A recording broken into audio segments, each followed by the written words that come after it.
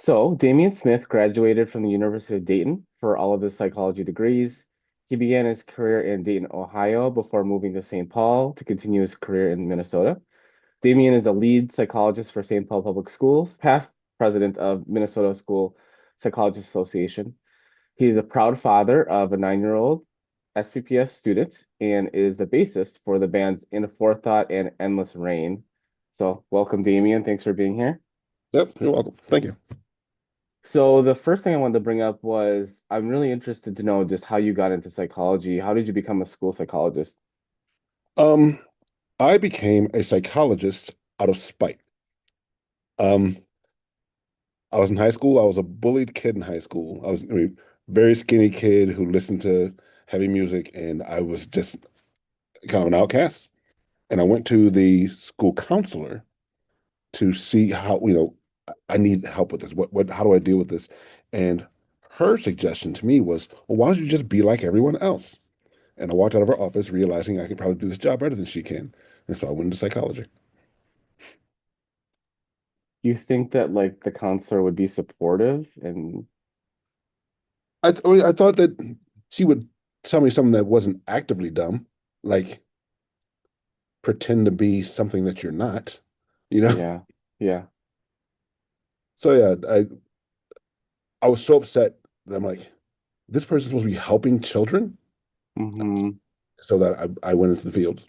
I was in clinical psych uh, before I went back to school to be a school psych. Mm-hmm.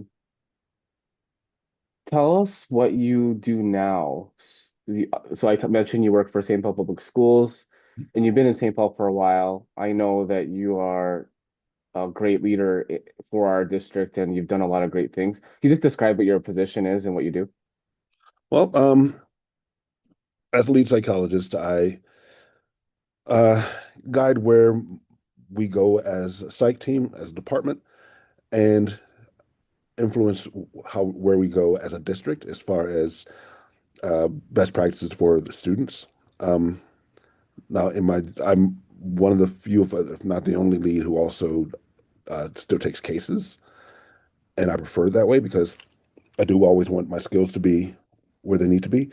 Um, and the job as a psych, what people traditionally see us as are the people who do the testing, but there's so much more to the job that's done behind the scenes, like helping develop interventions, helping schools understand how to track data, what kind of data is necessary. Um, when I interviewed for the job as a school psychologist here in St. Paul, one of the questions was asked me, "What do you think the job of a school psych is?" I was like, and my answer is, a school psychologist keeps the lawyers from being paid. Nice. Yeah. So there's a lot of things that school psychs are able to do, depending on where they are. I'm here in St. Paul. I mean, we had been a very traditional test evaluate type of psychologist. Hmm. I pushed for more of our time in general education so we can do a lot more of intervention and really consultation with building staff so that we're not just meeting the children when it comes to evaluation of special education. In my opinion, when we get to the evaluation part, we're too late. You want to Mm-hmm. intervene way before that. Speaking of that, when you're doing your work with general education and then special education, you're working with a lot of teachers. How would you describe the, the work you do with teachers and how do you work with them? How do you collaborate with them the best you can?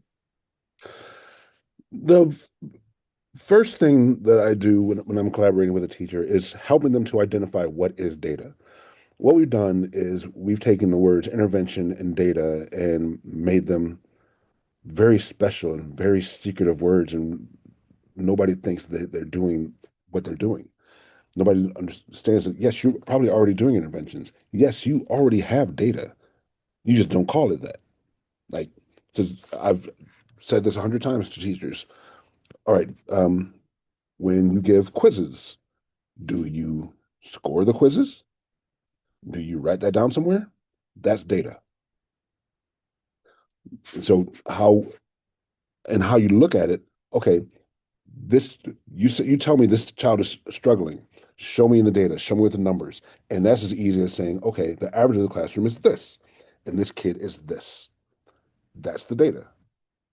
What have you done to help when you realize this child is unable to do this thing? Oh, I do this, this, this. That's the intervention. Mm-hmm.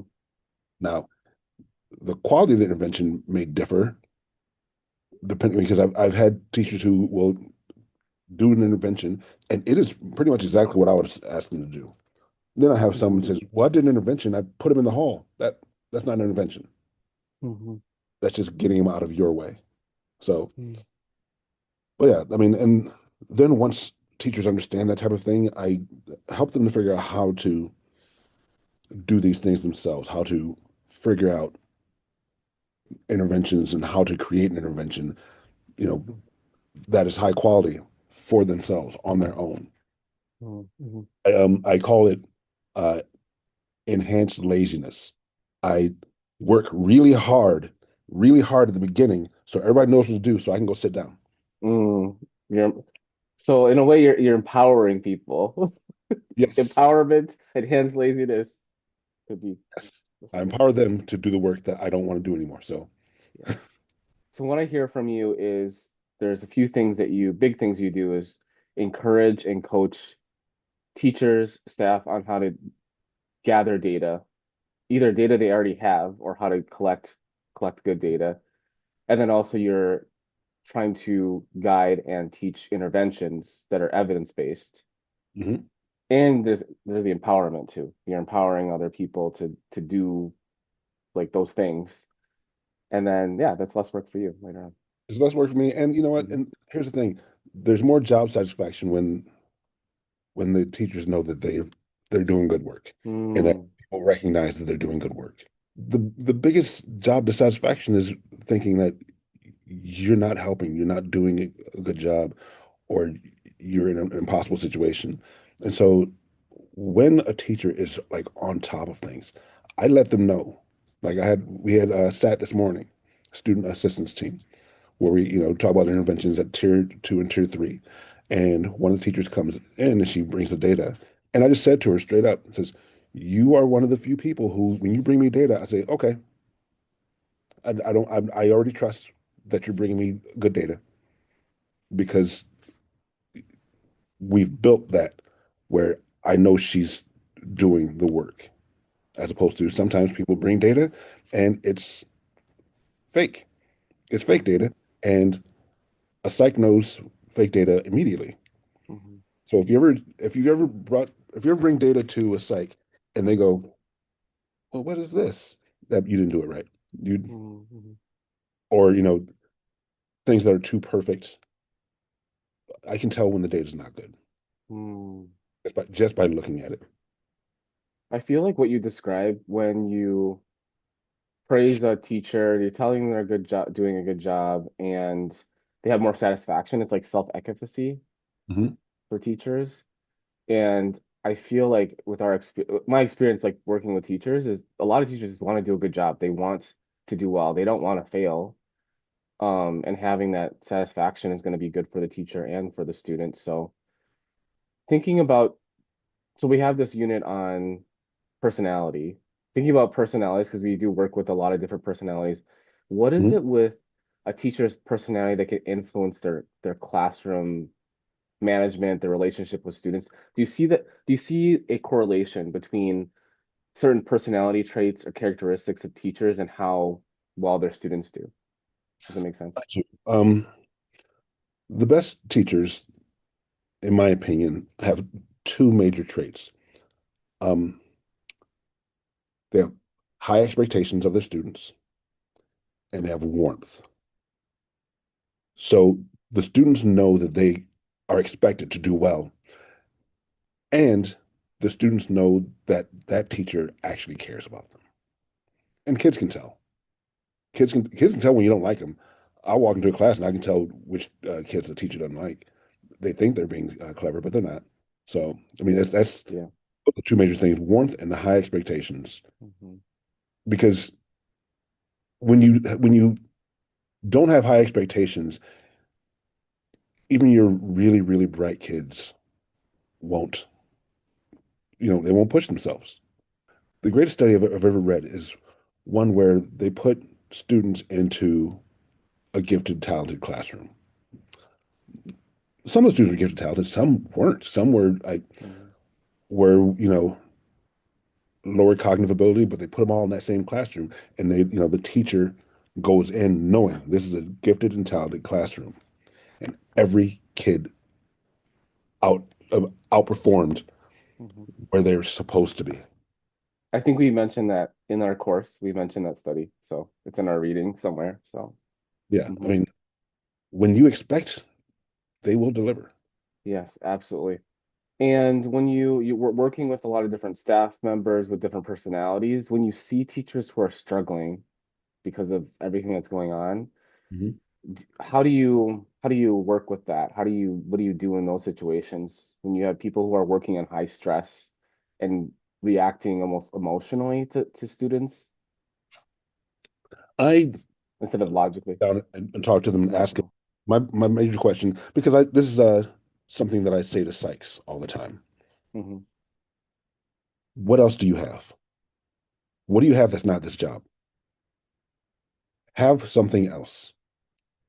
And I learned that because I when I was a clinician, I burned out. I burned out hard. I left the field for like 5 years Wow. because I worked in a high trauma, high stress environment, um, residential treatment for children, and it was just I was burned out, and I left the field entirely and worked just regular jobs, just waited tables. I was a meter reader for the gas company. I did all kinds of other jobs. Hmm. And then when I went into school psychology, I came back into the field. I figured out other things that I do outside of work. That keeps me clear, and that lets me leave work at work. Yeah. So having like some kind of outlet Yep. that doesn't Having have to do with another thing work. you do. Having another thing you do Yes. does not Okay. involve, alcohol. That's a bad outlet. Absolutely. All right, thank you. The other big part of this is the psychopathology of students. I feel like I don't like that word. Maybe just talking about students who have complex needs, students who Mhm. receive special education services. We do a lot of work with that, and that's how you and I have worked with each other in the past. So when thinking about evaluation, so if a student, there's complex needs for a student, they've been struggling for a few years, what kind of factors guide your decisions when you're considering whether a student has a disability or not? Well, the normal is, you look at your data and you look at how discrepant they are from the average student in their class. And you try to see the things that have been put in place, but you also have to look at what's happening outside of school, what's happening at home, is there trauma? Hmm. Because those are things, one, we can't fix, but we have to keep in mind for when we're going forward. Does this kid have a disability or is he just going through it right now? You know, and children don't, I shouldn't just say children, but children are less likely to have the coping skills that adults are supposed to have. Mm. And so things are happening and they just lose their minds at school. And sometimes they lose their minds at school because it's the only place they feel safe to do so. And so, you have to consider all these things. You have to consider, are they in school? When they're in school, are they engaged? Do they feel supported by their classroom teacher? Do they have friends? Hmm. All these things are key to understanding the whole child. Yeah, that makes me think of the cultural component. Before we started the interview, you were saying a little bit about language. I'd love to hear your thoughts. How does culture, race, ethnicity, those things, how does that shape how you lead and how you conduct evaluations? I first and foremost want to make sure that I am taking everything into account. As I've spoken on this before, and I spoke on this at the U. They had me come out. And and they ask about the different cultural things and biases. And it's like, you go into every evaluation just imagining that, okay, I'm stupid. I'm stupid. I don't know anything. So that way you don't assume that you know everything. Walk in, say, I'm dumb. Let me figure out what this is. As opposed to, oh, I've had all the schooling. I have these degrees. I've been doing this so long. I know what this is. No, you don't. Not necessarily. I've had it where, I was talking to a teacher who had a student, um, a Central American immigrant student, come in, and the teacher says the student won't look me in the eyes. I says, well, for that student, culturally, that may be something he's told not to do. It says, well, we're in America and you're supposed to look people in the eyes. Says, you're asking them to do something that will get them beaten if they do it at home. So stop centering around yourself. You're not the important one here. The reason, then how do I know you're not important? They have to pay you to be here. The important ones are forced to be here. So center around them, not yourself. You're not important and you're dumb. I like that. I like there's this thought of you could come into a school and say, "Oh, these are the degrees I have. Here's how much I'm an expert." But then you really have to take into account if you're really gonna actually know this child, you have to just assume that you know nothing, Mhm. and then you can really just absorb everything about the student and what kind of factors could be involved. Okay, so some of the students that are we have in schools have co-occurring disabilities. So Mhm. yeah, they might have multiple things they're dealing with. I feel like sometimes we're doing special education evaluations, there could be several things they could be identified for. How do you Yep. sift through that? How do you navigate that? My whole point is trying to find what's driving it. You can have a lot of things, but what's driving it? The most common one is behavior and academic, being low academically. And most of the time, the behavior is because they're low academically. Mhm. If I can't read and reading time is in 5 minutes and I throw a fit right now and get sent to the office, guess what I don't have to do? So It's just so predictable sometimes. it is. And the teacher might not see it because the teacher is in the woods. I'm standing outside of the forest looking at it and saying, okay, I see what's going on here because I'm not emotionally into it. I'm not the one having to deal with the student. And so I can come in and just be like, yeah, this happens every day right before reading. It's a reading problem. Yes, I like that you brought that up, that trying to find what the function of the behavior is. Mhm. And if it's happening predictably before reading time, it could be to escape reading because they have some kind of challenges with reading. So focusing your interventions or support around increasing reading proficiency could possibly decrease the behavior, or we could just identify more like what the student needs.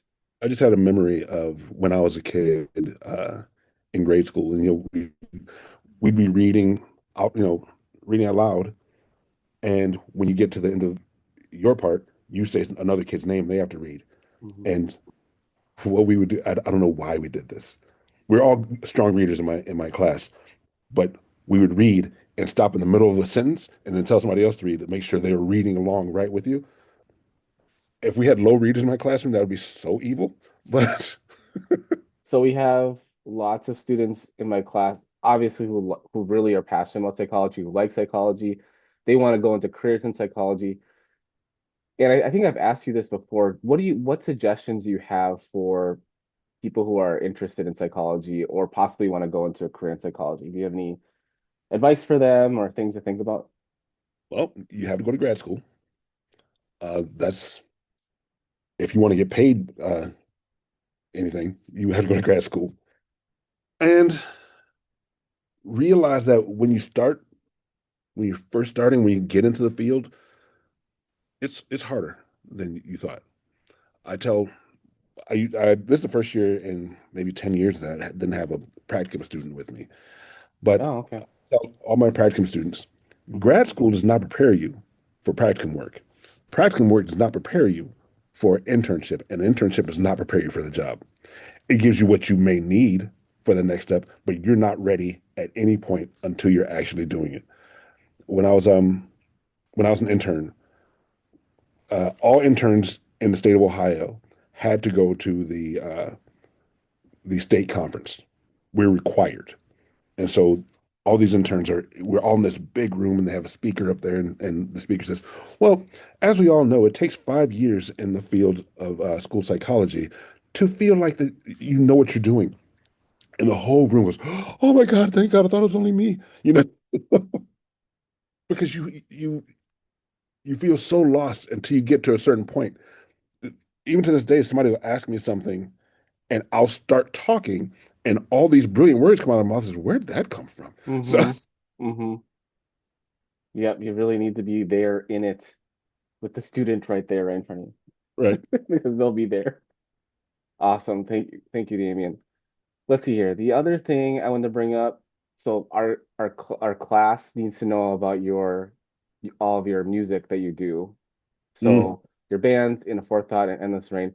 How did that start, and what are you doing with that now? Well, let's see. In a forethought, we started about a year ago, almost a year ago. We started working together, started putting songs together. Um, my friend Brad, who plays guitar, was looking for a bassist, and my band, Simtex, had just broken up, and so I have a house full of bass guitars and no music to play on them. So, Is this just to clarify? Is this heavy metal? What kind of genre? in a forethought, I would say in a forethought is more crossover thrash. The vocals are more death metal. The music is punk, heavy metal inspired. And then Endless Rain is what's called deathcore, which is death metal with a lot of thrash and technical things to it. So the music's difficult to play and very fast and very aggressive. Okay, all right. It seems like really good workout music. Oh yeah, I mean, when I was with Simtex, um, we'd go on stage for a show. We'd have half hour, 45 minutes, and we'd be playing through our set. And at the end of my set, my watch would congratulate me on my workout. So, Awesome. All right. Well, I know I want to be respectful of your time. There's so many great things that you mentioned, Damien. So I really appreciate you. You know, some of these things are really inspirational. It's going to be helpful for the students. And yeah, I just wanted to say thank you. All this is awesome. thank you. Yeah.